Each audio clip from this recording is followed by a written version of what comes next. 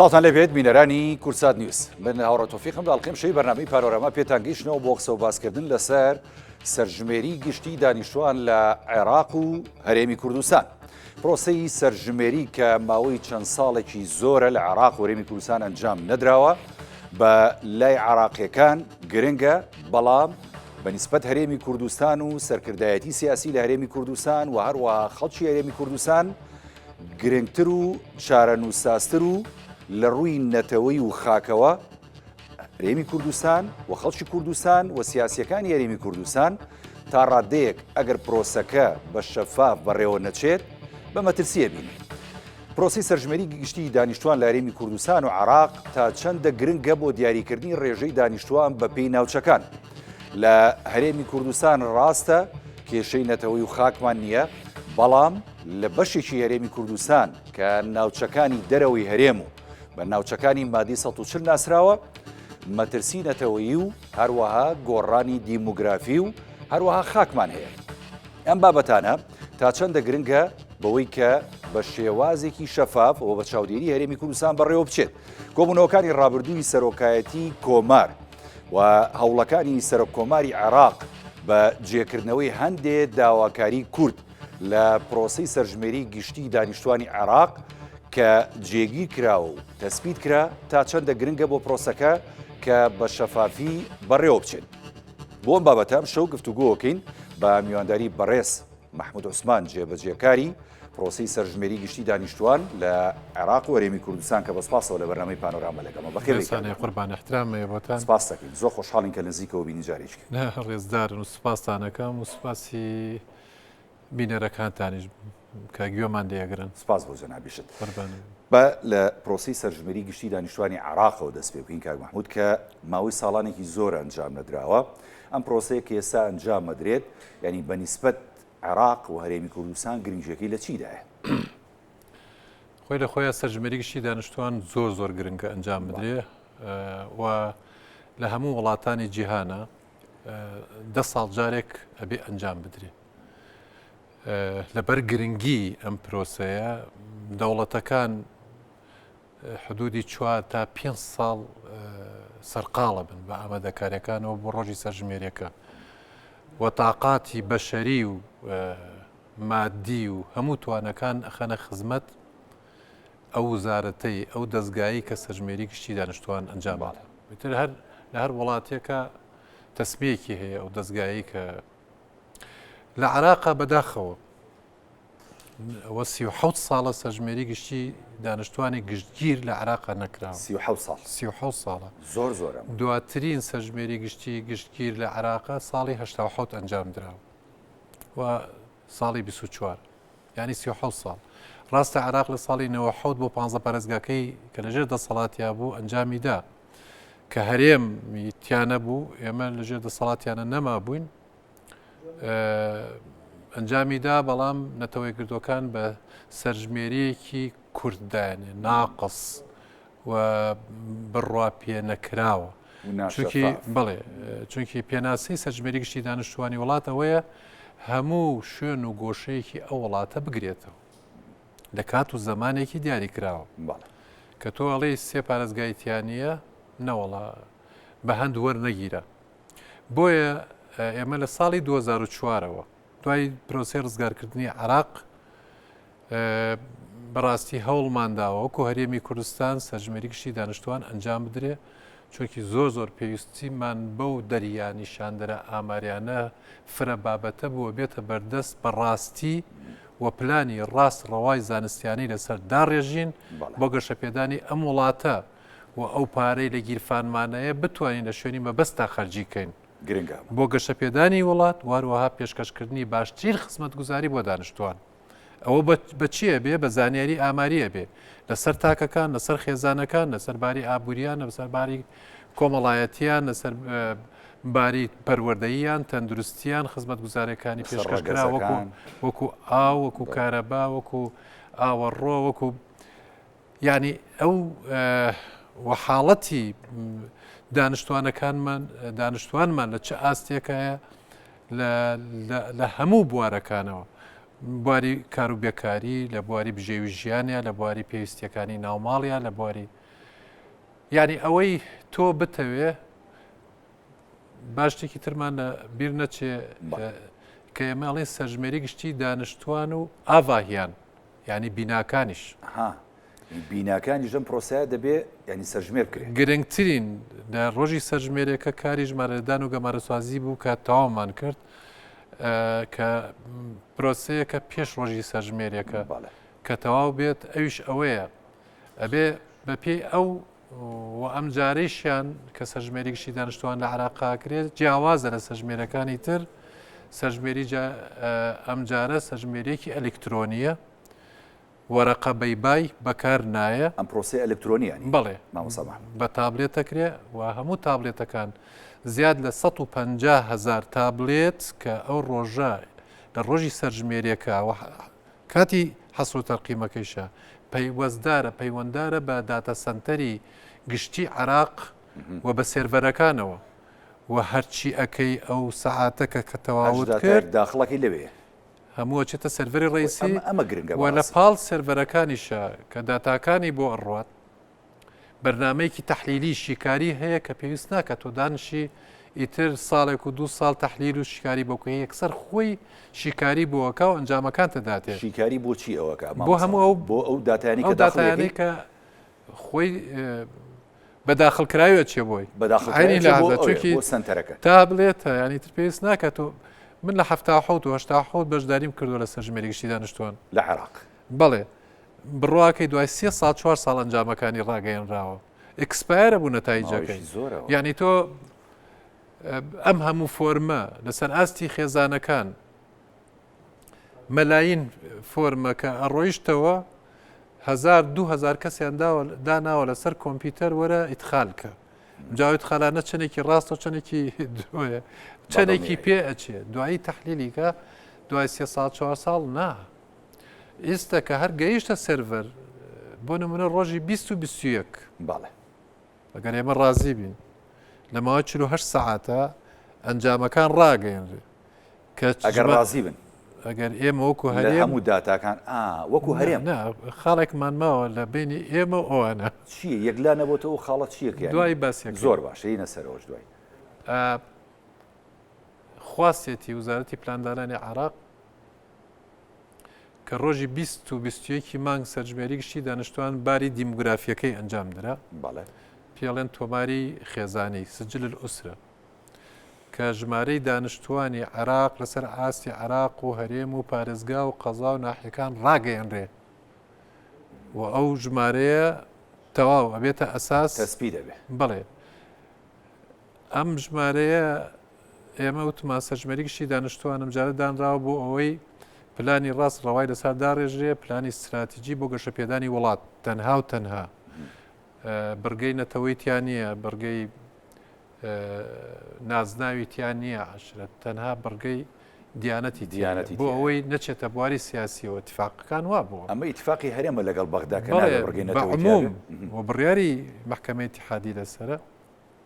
ڕۆژی 20 مانگ کە ڕاگەیەندا مەبەستمەوەیە کە غەیری ئەوەی کە بڕیار دراوە لەسەری تەنها بۆ بواری گەشەپێدان بەکاربێ بۆ 2 حاڵەتی تریش بەکاردێ یەک کە تۆش کە سەرژمێری گشتی دانیشتوانت ئەنجامدا لەوێ ژمارەی ڕاستی دانیشتوانی هەموو پارێزگایەک دەرەکەوێت ئیترەوە نەماوە بە کەیفی خۆی یا بە کەیفی هەر کەسێک بێت ڕێژەی بودجەی عراق ئەوە نێ بۆ پارێزگای هەمیشە خلاف هەبووە لە بینی پارێزگاکان و ناوەندە ئەم وتێتی من لە سەتا ئەوە نەم ئەوتێتی نەخێر ئەوەنەی کاکە بۆ چوونەکان ئەوەنەیە لێرە ئیتر تەواو دیاری ئەکرێ لەسەر داهات بەس هەرێمیش نەبوو پارێزگاکانی داماژەی داهاتی عراق ئیتر لەسەر ژمارەی دانیشتوانی هەر پارێزگایەک کە دێتە دیدەم سەرژمێری گشتی دانیشتوانە دیاری ئەکرێ زائیدەن دیاریکردنی ژمارەی کورسیەکانی پەرلەمان بۆ ئەم پارێزگایە سیاسیە بە حەقەدیان زۆر گرنگە ئەمجا بۆیە قوربان ئێمە چوینە مۆزوعی وردەکاریە بەڕاستی ئەم دوو حاڵەتە مەخاو فیلای ئێمە دروست کرد وەکو کورد بەڵێ کە لە 2009 ئێمە هەستمان بەم مەترسیە کرد کە ئەمەی کە ئەکرێ ڕاستە ئەمەی کە لە بڕیارەکانی سەرۆکایەتی ئەنجومەنی وەزیرانی ڕۆژی سێشەمەی ڕابردوو هاتووە بە 7 خاڵ کە یەکەم بڕگەی باسی بڕیاری محکەمەی اتحادیەکە کە لە 2002 دەرچووە. ئەو بڕیارەی محکەمەی اتحادی لەسەر بنەمای چی دەرچوو؟ ئەنجومەنی وەزیرانی عراقی ئەمانەتی ئەنجومەنی وەزیرانی عراق شکات حاڵێکی کرد لای پەرلەمانی لای محکەمەی اتحادی کە ئێمە چەندین جارە هەوڵە دەین سەرژمێری گشتی دانیشتوان لە عراق بکەین کە پێویستمان پێیەتی بۆ بواری گەشەپێدان بەڵام بواری سیازیە کە تێکەڵە بێ لەگەڵە بەدای بەتەی نەتەوەیی و ڕێگر ئەبێ لە ئەنجامدانی ئامادەکاریەکان نەکرێ خەرجی ئەەکەین مادوو ئەبێن ئەگاتە ڕۆژی سەرژمێریەکە ئەنجام نادرێ بۆیە محکەمەی اتحادی تاوتوی حاڵەتەکانی کردووە بە پێی دەستور بڕیارێکی دەرکرد ئەم سەرژمێری کە ئەکرێ لە داهاتووە سەرژمێریە کە تەنها ئەنجامەکانی بۆ بواری گەشەپێدانی وڵات بەکاردێ فقرەی دوو هیچ پەیوەندیەکی نییە بەو سەرژمێری کە لە مادەی ١40 ئەکرێت سێ ئەنجامەکانی ئەم سەرژمێری گشتی دانیشتوانە لەسەر ئەنجامەکانی ئەم سەرژمێری گشتی دانیشتوانە هیچ کێشەیەک چارەسەر ناکرێت لە عراقا هیچ کێشەیە وەنابێ مەبەسی کێشەی سیاسی یەکلایکردنەوەی دیموگرافی شوێن زەوی ئەمانە گرنگە ئەمە بەڕاستی ئەمە بۆ هەرێمی کوردستان ئەو پڕی گرنگوێتی بەڵێ بەڵام ئێمە تەمامە لە 2010 دەرچووە دوای 2014 لەکە شەڕی داعش دەستی پێکرد خەڵکانێکی زۆر ئاوارە بوون هەر دانیشتوانی خۆمان لە کەرکووک و خانەقی و ناچە کێشە لە سەرەکان زۆر لە ترسا هاتنەوە بۆ هەرێمی کوردستان باڵێ هاتن لێرە نیشتە جێبوون و برا عەرەبەکانی دیالە سەلاحەدین ئەنبار پارێزگاکانی تر نەینەوان ڕوویان کرد ئەو شوێنانە کە پێشمەرگە حیمایە کرد ئامنتر بوو بە ناوی نازح و ئاوارەوە باڵێ ئەو قسەی منە یڵێم ئەمە قسەی من نییە قسەی وەزیری پلاندانانی عراق خۆی خەڵکی کەرکووکە و حەویجەیە لە کۆبوونەوەی دەستەی باڵای سەرژمێریشتی دانیشتوانی دوایینتر خۆم ئەندامم لەوێ مناقەشێکی زۆر کرا من لەسەر ئەم مۆزوعانە مەخاوفەکانمان هەندێک لە هەندامانی دەستەی باڵای سەرژمێریشتی دانیشتوان ئاگایان لە مۆزوعانە بوو پرسیاریانێک وتی چی ئەم مۆزوع وتی ئەو مەترسیانەی کاک مەحموود باسیەکە مافیانە چونکی من ئەزانم زیاد لە 600,000 دانیشتووی محافظەکانی تر هاتوون بە ناوی نازحین و ئاوارەوە نیشتەجێی کەرکووک مەترسیە گەورەکە ئەمەیە بەڕاستی بۆیە ئەمان داواکاریان هەیە لە ساڵی 2009 کە ئالیاتێک بەکار بێت کە ئەو ناوچانە تووشی زەرەر نەبنە داهاتوە باش ئەمە ئەو قسەبانیوە ڕاگرین فەرمی ئێمە لە 2009 هاتوچۆی وەفدەکانی بەغا بۆ هەرێم وەرە هەرێم بۆ بەغا وە لە ژێر سایی جنابی دکتۆردارا کە وەزیری پلاندانانی هەرێمە ئەوەندەی کە ئەم مەترسیانە هاتە ڕۆمانە ئەوەندەی گرگی داوە خۆی و بە تەوسیی خۆی بۆ ستافەکەیشی لە خوارەوە بە ئێمەوە بە ناوچە کێشە لە سەرەکان بەڕاستی ئەم بوارە هوەریەکان کە لەسەر ئێمەیە لی ناترسین زۆر بە جوانی ئەڕواچووکی توانامان هەیە لە ڕوویتان هەیە و ئەزمونیشتان هەیە لە بەڵام مەترسیەکانی ئێمە خاوبوونەوەی ئێمە زۆر جارکە لەوانەیە ببیستن لەبەر هۆی ئەو حاڵەتانەی کە چۆنێتی ئەنجامدانی سەرژمێری گشتی دانیشتوان لە ناوچە کێشە لە سەرەکان وە خواستەکانی ئێمە کە دامان ڕشتوتەوە لە 2009 لەگەڵ وزارەتی پلاندانانی عراقا ئەو ئالیەتانە بکرێتە بنەما بۆ جێبەجێکردنی داوامان کردووە ئەو خەڵکانەی دوای 2014 هاتوونەتە ئەو شوێنانە بە ناوی نازەح ئاوەرە هاوردە هەرچۆنێ بێ نابێ بە هیچ شێوەیەک لەسەر ئەو ناوچانە تۆمار بکرێت ئەبێ لەسەر پارێزگاکانی خۆیان تۆمار بکرێت ینی ئەو ڕۆژەی کە ڕۆژی سەرژمێری گشتی ئەنجامەدرێ دەبێ ئەم کەسانە بگەڕێنەوە بۆ ناوچەکانی خۆیان کە تۆمارەکرێ زانیاریەکانیان بچێتەوە سەر پارێزگاکانی خۆیان ئێمە ئێستا ئەو زۆرەمان نەکردەوەمانەیەک سەر بارکەن و بڕۆن یعنی بازجار لە پەرلەمانی شەمتەوە بتیان ینی نڕەحەل هم وتم من ناڵێن ئێستا تەرحیلی معلومات و زانیاریان لەسەر ئەم شوێنانە نەنووسرێ کەواتە ئەمەتان چەسمان مامۆستا محمود جا مامۆستا کە تۆ پرسیارێکە حەزەکەم بەڵێ بینەرادیش ئاگیان لەم حاڵەتانە بۆی ڕوون کە بێ. مەترسیەکانی ئێمە لە چیا بووە و ئەستیجابەی عێراق چۆن بووە هاتن لە 2009ەوە یاداشتی تەفاهممان ئیمزا کردو لەسەر ئەوەی کە ئێمە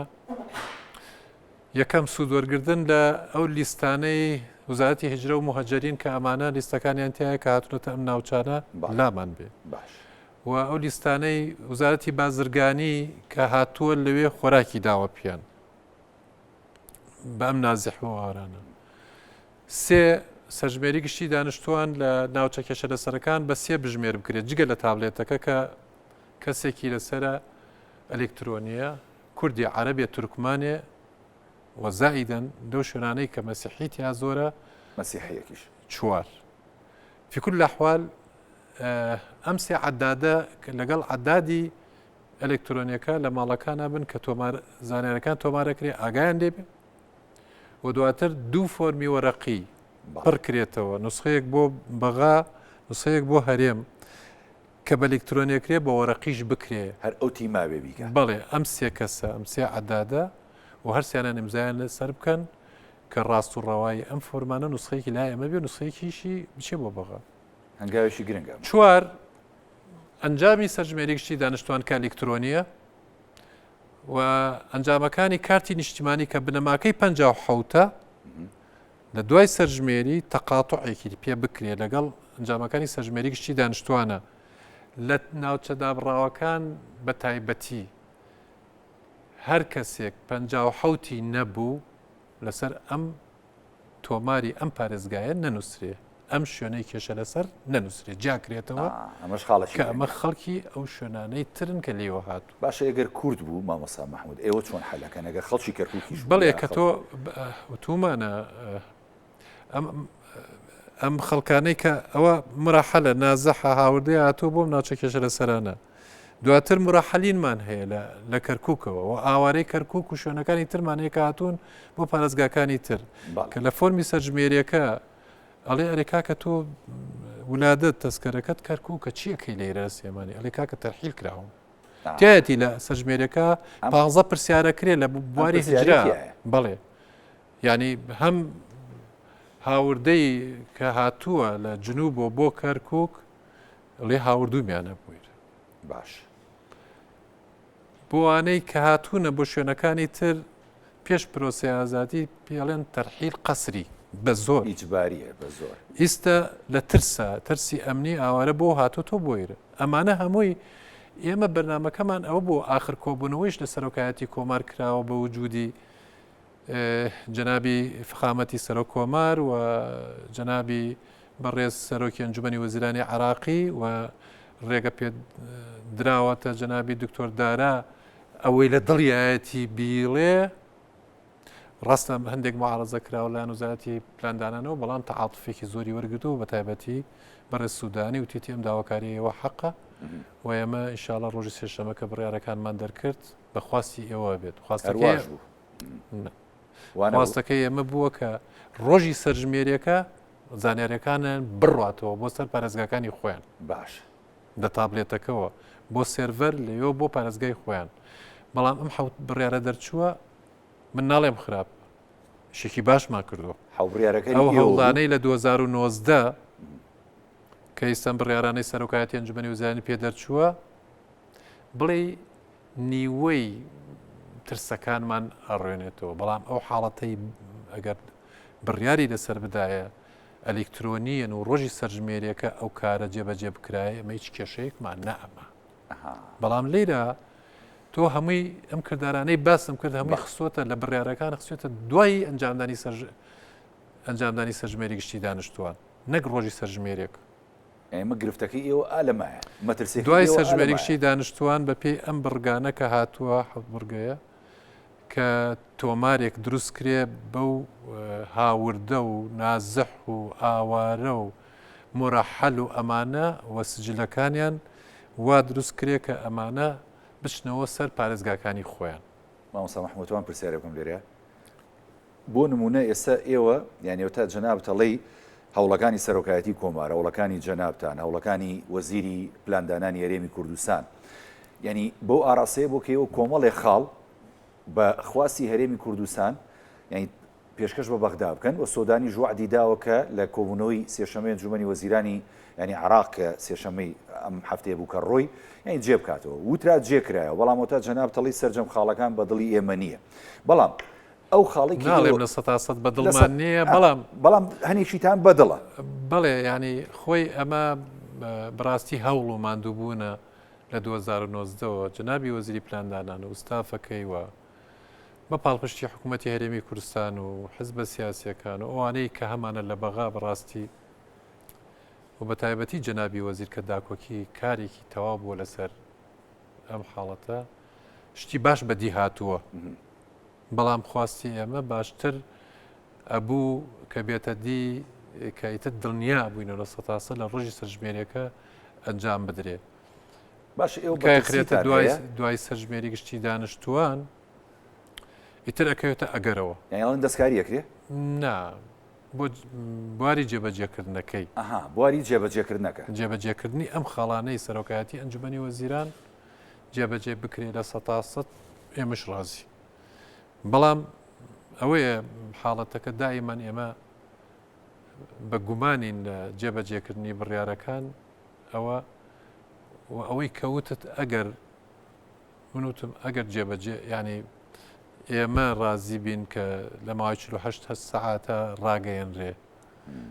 ینی داواکاریەکی ترمانەیە هیچ نەبێ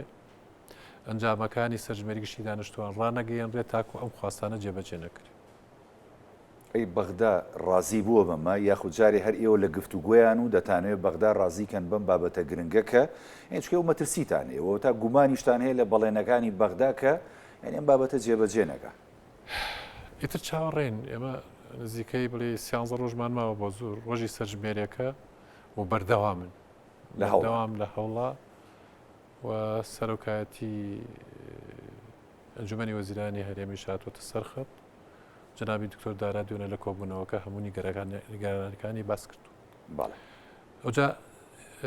جگە لە مەیشەمە بەڕاستی سە بوجەمان نەماوە بۆ خەرج کرد ئەم پرۆسەیە حکوومەتی عراقی ئەو شکات حاڵیشمان گەیانەوە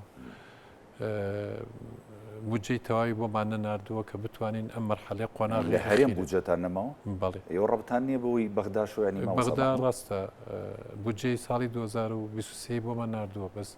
24 نەناردووە في كل الأحوال هەندێک ئەم کێشانەمان هەیە گەر بێتە دی ئینشاءڵڵا ئێمە بەردەوامین لە پرۆسەکە و ڕۆژی 20 مانگ سەرژمێریشتی دانیشتوان لە سەرانسەری عراقا ئاکرێت کە ئەڵێ دوو ڕۆژ بە مەسا مەحموود 20 و 21 دیاری کراوە وایە ینی حەزەکەم ئەم ئێستا ئەم پەیامەم بۆ هەموو دانیشتوان بێ فەرم بەڕێزان بە هەموو کەس بە ئاگا بێ ڕۆژی سەرژمێری گشتی دانیشتوان لە ڕۆژی 16 دەست پێەکە 11 بژمێرەکانمان کە ئێستا لە ئەچنە خولی ڕاهێنانەوە دابەشە بن بەسەر هەموو گەڕەک و گوندەکانە و لەسەر ئاستی بلۆکیش ئەو کارەی لە کاری ژمارە لێدان و گەمارۆسازیە ئامادەکاریەک بوو بۆی ئەم بژمێرانەمان کاری لەسەر بکەن خێزانەکان دیاری کراون کە لەکوێن بژمێرەکان ڕۆژی 16 19 سەردانی خێزانەکانەکەن بۆ ڕێخستنی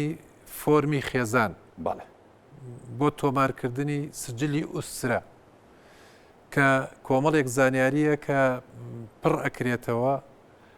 لەسەر خێزانەکان و لەسەر بیناکان ئامادەکاریە بۆ ڕۆژی 20 و 21 مانگ کە سەردانەکەن بۆ خێزانەکان بەبێ کەسێکیان لە ماڵەوە بێ کە بەپێی بەڵگەکان هەیەە وەکو کارتی نیشتیمانی یاخۆ تەسکەرە نفوسەکەیان ناوی کەسەکانە نووسێ ئەم جارە ئەو جارە لە حەسر و تەرقیمان لە ژمارەدان گومانە ناوی سەر و خێزانمان نووسیەوە نووسوانە چەند سەر خێزان بەڵام ئیستا لە 16 19 لەو چوار ڕۆژە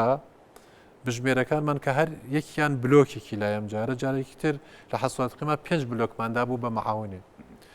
بەرپرسە لەم بلۆکە کە سەردانی بینای بکاتەوە کە دانیشتوانی تایە ئەم فۆرمە تازەیە پڕەکاتەوە دوو لاپەڕێ بۆ ئەوەی ئامادەی کا بۆ ڕۆژی 20 مانگ زۆر دەستی نەگرێ لە ئیتخارکردنی زانیاریەکانە یا لە وەرگرتنی زانیاریەکان ڕۆژی 20 مانگ چێکردنی ئەمەی کە کراوە لە 16 تا 19 داتاکان نکاتەوە بڵێ بزانن ئەم ناوانەی نووسراوە دروستە چووکی ڕوبەڕوو من ئەتەجەولە لەگەڵیانە دانیش بێ لە ماڵەوە بێت بڵێ 20 مانگ لە ماڵەوە بن ئێمە هاتین 16 مانگ بۆ نمونە بۆ ماڵە وتان حوت کەسی نەمە ناوەکانتانە ئەوەی بەڵگەکانە متابقەی بکەین تەواوە ئەو دوو کەسە زیادە چییە ئەیبینین ئەڵێ وەڵا ئەو کاتە لە بیرمان چوو بینوسین چی ڕۆیە لێە تۆمارەکریانە بڵێ ئەی کەسی تر هەیە ئێمە بینوسین لە بیرمان چوو بێت سەفەری کرد بێ لە خارج بێ بۆ گەشت ڕۆیشت بێ بۆ عمرە ڕۆیشت بێ بۆ نەخۆشی ئەرەوەڵا ئەو دوو بەڵگەیشمانە هەیە ئەوجا کە ئەمانە تۆمار کرا ئەی پرسیارێت ترەکات منە 16 من هاتم ئەوە نەکەس بوون لەو ڕۆژەوە کەس وەفاتی کردووە لە معایلە کوژێنینەوە ولادەی تازەتان بووە مانەمویە پرسن ئەمە چێکردنە بۆ داتایی کە لە 16 یا 7 یا 8 یا 90 کە سەردان چ ڕۆژێک مەسەن تۆ چێتە 100 خێزانە 100 و ئێمە داماناوبین 120 تا 130 خێزان بکە ئیتر ئەو چوار ڕۆژە هەر ڕۆژێکی مەسەن چەند ماڵێکە توانێ بکە لەوێنە بوو خێزانە بێ بگەڕێتەوە بێ جارێشکە بگەڕێتەوە و ڕۆژی سەرژمێریەکەش حاسمە ئەگەر نەبوو ڕۆژی سەرژمێریەکە تۆمار نەکرابێت تۆمارەکرێ بەڵام باشتر ئەوەیە کە لە ڕۆژی 16 17 90 یەکێکیان لە ماڵ بن بۆ ئەوەی ئەم سجلی ئوسرەیە ئەم تۆماری خێزانەیە ئەبێ پڕکرێتەوە 20 مانگ ئەبێ خێزانەکە هەموو لە ماڵەوە بن قەدەغەی ئات و چۆی گشتی بەڵێ مەگەرێک سەفەری کرد بێ مەگەرێک لە خارج بێ ئەم حاڵەتانەوە و توێژی بینی سەرۆ خێزانەکە و عەدادەکە ئەنووسێ بەڵێ کە لەوێنێ 20 تەواجودی خێزانەکان من هەمویان 22 هەژدە ڕۆژەکەی تر کامێنێ خۆی بە 20 ڕۆژەکرێ لە 20 مانگەوە سەرژمێرەکە چونی هەفتا پرسیارە لە 22 مانگ کەسێکی بەرپرس لە خێزانەکە لە ماڵا بێت پێویست بە خەموو خێزانەکە ناک بۆیان لە 22 شایەنەوە جارێکیکە تیمەکان بەردەوامە لە 20 تاکو 12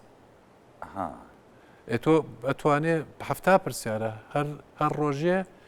بڕگەیەکی بەشێکی بڕکاتەوە بەڵام گرنگ باری دیموگرافیەکەی زانیاری لەسەر کەسەکان ڕوبەڕوو لە ڕۆژی 20 مانگ ئەو پرسیارانە بکات دوو ڕۆژە گرنگەکە و هەستیارەکە بەڵێ کە ئیتر بنیاتی هەموو شتێکی لەسەرە بێ باقی پرسیارەکانی هەفتا پرسیارەکە لە 22 مانگەوە تاکو 12 ئەنجامەدرێ باشە ئەی بۆ یانی جەنابەت لە قسەکان ئەوت ئێمە مەترسیمان هەیە یعنی 48 ساعت دوای ئەوە ئەنجامەکان بڵاو بکرێتەوە و ناشتانێ بڵاو بکرێتەوە ینی بۆ ئەو کاتێک سەر ئەوە نەتوانن ئەنجام بڵاو بکەنەوە وەکو ئاماری گشتی توێژین بۆ دڵنیاییمان بۆ دڵنیایی بۆ ئەنجامدانی ئەو بڕیارانەی سەرۆکایەتی ئەنجومەنی وەزیران دەرچووە کە هەموو بڕگەکانی ئەڵێ دوای ئەنجامدانی سەرژمێری گشتی دانیشتوان کە هەموو پرۆزۆی سوودوەرگرتن ئەوە تەبان ئەو فەرمانی کردو بە وزارەتی ناوخۆی عراقی کە هاوکار بێ لەگەڵ هەردوو وزارەتی پلاندانانەکە بۆ خستنە بەردەستیان بە تۆمارەکانی 57 بە وزارەتی هجرە و مەهاجرین بە تۆمارەکانی ئەوانەی کە مسەجەلە لایەن کە بە ناوی نازەحەوە هاتوونەتە ئەم شوێنانەی کێژە لەسەر بۆ تۆمارەکانی وزارەتی بازرگانی کە هاتووە لێرە خۆراکی داوە پیان ولایە زالی شیانداتێ خۆی نابێ فۆرمیان نەقل کرێ فۆرمی خۆراکەەوە بە پێی مادەی 140 گواستنەوەی فۆرمی خۆراک ناکرێ و نابێ بەس هاتوون بە پێی ئەو فۆرمانە خۆراکیان داوە پیان ناوەکانیان لایەن مسەجەلە و ئەو سێ عەدادەیش کە داوامان کردووە لە ناوچە کێشە لەسەرەکان کوردی عەرەبێ تورکمانێ کارەکە ئەنجامدەن و ئەبێ ئەوە شە بکەن ینی بەو سێ کەسە ینی ئەو حاڵەتە لەم سیانزە ڕۆژە بێ و عەدادانە ئامادەکرێ یعنی بۆ ئەو بڕیارە هێشتا بەغدا موافقەتی کردووە ینی کە لە هەر سێ پێکاتەکە بێ ئەوەی ناوچە جێناکەوە یەکەم موافقەتی کردووە بەڵێ ئێوە گرنگە بەڕاستی ئێوە هەبێ سەر وزارەتی پلاندانانی عراقی ئێستا و سێ عادادە زانی چەند کەسەکات ئەبێ ئامادەکرا بێ و ڕاش بهێنرێن. هیچ زانیاریەکتان هەیە کە ئامادەکرا بێ مامۆستا مەحموود؟ وڵاهی ئەوە اختصاسی خۆیانەوە بێ بڕیاری سەرۆکاتی ئەنجومەنی وزارانی پێدەرچەوە بێ جێبەجێ کرد. ئەبێ جێبەجێ بکرێت. بەڵێ جێبەجێ نەکرێنەوە لەنگە بێ. باشە ئەیکێ چاودێری ئەم پرۆسە گرنگە هەستیاریە لەسەر خەتین قوربان ئێوە لەسەر خەت زۆر چاکەواتە فەرامۆشتان نەکردو چکە بەڕاستی خەڵک خۆی مراقبە خۆ دانیشتوانی کەرکووک خۆیان لە ئێمە خۆێمە ڕاستە قەزەکە قەزەیەکی نەتەوایەتیە بەسەوە قەزەی خۆیانە ئەوان پەرۆشترن زۆر زۆریش ئەوجایبە لە یەکیدا جەلسەیەکی پەرلەمان بوو بەڕاستی کە مۆزوعمان تەرح کرد ئەم ژمارەی دانیشتوانی پارێزگاکانی تر هاتوون لە ئەنبار لە سەلاحەدین لە دیالە بە سەدان هەزار لە شوێنەکانی تر تۆمارەکرێنەوە بوجەکەیان ئەچێتە سەر ئەو پارێزگە تازەیە و کورسی پەرلەمانیان هەر بۆ پارێزگا تازە ئەبێ ئەوان هاتنە دەنگ وتیان ئێمە چۆن قبوڵەکەین بۆ نمونە نوێنەری وزارەت هین با ناوینێنم ئەنبار پارێزگایشی سونە نشین بڵین وتی ئەمە چۆن قبوڵەکەن 400 هزار کەسمان لێت چووە بە نازەحە بێ لەسەر پارێزگای خۆمان تۆمار بکرێ ئەو چۆن قبوڵەکەن سەلاحەدین دیالە برازیدیەکانمان ینی مەبەست لەوایە ئەمە خۆ قسەکانی ئێمەەوە نەبێت تەنها دیفاع بێ لە کورد ینی برا تورکمانەکانیش هاتنە دەنگ بەڕاستی خۆ لە کۆبوونەوەکانی سەرۆکایەتی ئەنجومەنی وەزیرانی وزارەتی هین لای فەخامەتی سەر و کۆماریش بەڕێز ئەرشاد ساڵحی لەوێ بوو ینی پێشتر خۆی ئەزانێ لە سەرژمێری گشتی دانیشتوانی 57 بڵێن تورکمان کورد لە 148 دانیشتوانی کەرکووک بووە عەرەب لە 127 بووە تورکمان لە 121 بووە ئەزانی بە مەراحل لە سەرژمێری گشتی دانیشتوانی 77 97 کران بە 106 برا تورکمانەکان لە 21 بۆ 6 کورد لە 148ەوە بۆ 20 برا عەرەبەکان لە 27 بۆ 75 تەبەن نەتیجەی چی تەرحیل هاوردەکردن لێکردنەوەی وەحداتی ئیداریەوانی کە زۆرینەی کووردە ئەمانە بە بەرنامە بە دەرکردن بە تەرحیلی قەسری بە داگیرکردنی ماڵ و حاڵ و زەویان ئەمانە کردار بووە 10 ساڵ جارێک پلانیان داناوەکە بۆیە بەڕاستی مێژوویەکی تاڵمان هەیە لە سەر سەرژمێری گشتی دانیشتوانەوە ساڵی کە کراوە بۆیە مەترسیمان هەیە کە ڕاستە ئەمە ئەوان وەکو بەغایەکانەڵێ کاکە خاتر ئەڵڵە بڕیاری محکەمەی ئیتیحادیە یاسای ژمارە چتی پەرلەمانی پێدەرچووە تەتمینات هەیە و بڕیار دراوە تەنها بۆ گەشە پێدان و تەنمێە بۆ هیچ شتێکی تر بەکار نایە ئەی 3 ساڵ 4 ساڵی تر ئەمە نابێتە ئەمریکی وا تاوان نەبێتە بناغەیەک بۆ ئەوەی کە ئەوان ئەو کارە سیاسی و گۆڕینی دیموگرافیا و دابشکردنی کورسی پەرلەمانی و ینی شەڕی جەنابی وەزیری پلاندانان و ستافەکەی لە 2009 کردومانە ئەگەر خەڵکێک پێی لە عەلەمەی استیفهام و پرسیارە لەبەر ئەم هۆیانە بوو لەبەرم هۆکارانەیە کەواتێ ساتوانین بڵین هەوڵەکانی ئێوە و هەوڵەکانی سەرۆکایەتی کۆماری عێراق و هەوڵەکانی هەرێمی کوردستان هەمووی ئەنجامێکی باشە تا ئێستا کە بەدەستانێنەوە لە ناوچە کوردستانەکانی دەرەوەی هەرێمی کوردستان بۆ نمونە ئێستا کە ئەم تیمانە ئەچن بۆ ڕۆژی سەرژمێری بە تایبەتی لە 2021 ینی داواکرێت کە خەڵک پێویستە هەمووی بگەڕێتەوە ناوچەکانی خۆیان ئەمە ضرورە چکە بە حەقەت ژمارێکی زۆری دانیشتوان وەکو جەناب دامەژت پێداوە خێزان کاتێک کە بە زۆر ینی دەرەکرێت لە شارەکە یاخود بە هۆکاری ئیشکردن ێستا بۆ لە سلەیمانیە یاخود لە هەولێرە پێویستە و واجبە ئەمە بگەڕێنرێتەوە شارەکەی خۆی بۆ خوێندن هاتۆ بۆ نەخۆشی هاتۆ بۆ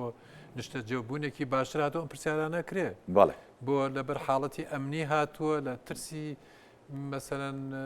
عشایری هەیە هاتووە یا حاڵەت ئەمانە هەم 15 پرسیاری لێکرێ هەموو یەکرێ بۆ هاتووی لەو شوێنەوە بۆم شێرە جوابەکانی ئەنووسرێ ئەمجا ئەوە ئێمە بڕاستی ئەو حاڵەتە بواە کە لە کاتی ڕۆژی سەرژمێریەکە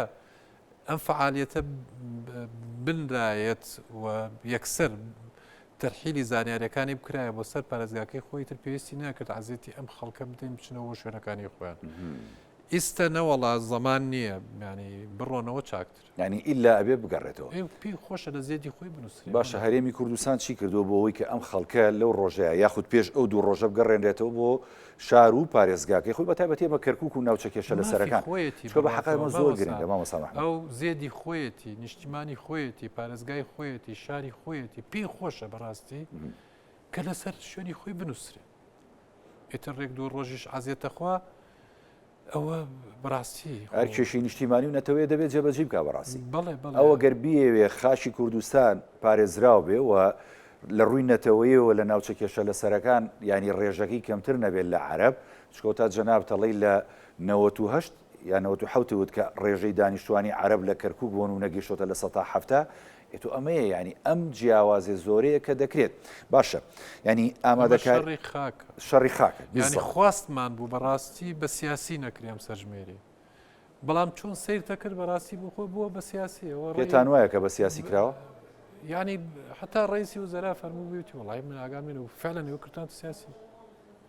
ئەنێ وتی ئاگام لێنێ ئێوە کردوتانە سیاسی خۆی بڕیارەکەەوە نەبووە کە ئەم مەوزوعانە چارەسەر بکرێ لە کاتی خۆیە هەر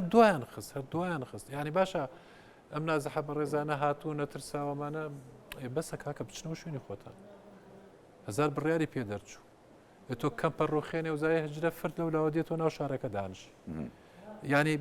بەڕاستی هەر کەس دوای بەتایبەتی اتفاقیاتی متعاقب هەیە لەگەڵ حکوومەتە کانی عراقە کە دروست بووە کە باری دیموگرافی و ناوچانە نەگۆڕێت تا مادەی ١٦ جێبەجێکرد باڵێ تۆ لە پڕێکە هاتوویت ئەوە نەخەڵکت لەوێ زیاد کردەوە توێت سەرژمێری گشتی دانیشتوانیش بکەیت چ زمانێکەیە دوای چە ساڵێکی تەنابێت ئەمری واقع ڕاست ئەمە مەترسێ گەورەکە ئەمە بۆیە ئەبواە لەو 4 ساڵە حەلیان کردایە کێوی کردە بەغدایە هەرێمی کوردستان هەڵی بۆ باە نا حکوومەتی عراقی خۆتۆ ئێمە لە ساڵی 2009 هاوارمانە لەگەڵ بەغا استقرار دروست بووە حاڵەیە بۆچی ناڕۆنەوە شوێنی خۆیان ینی وتومانە کاکە